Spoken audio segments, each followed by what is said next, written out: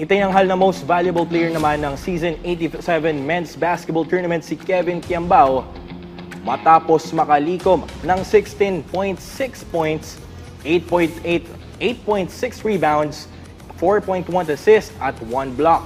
Ang 23-year-old forward ang kauna-unahang archer na nakakuha ng back-to-back MVP award simula 2016 at 2017 ni Ben Embala. Si KQ din ang first local na nakakuha ng citation mula sa 2014 at 2015 ni Kiefer Ravena.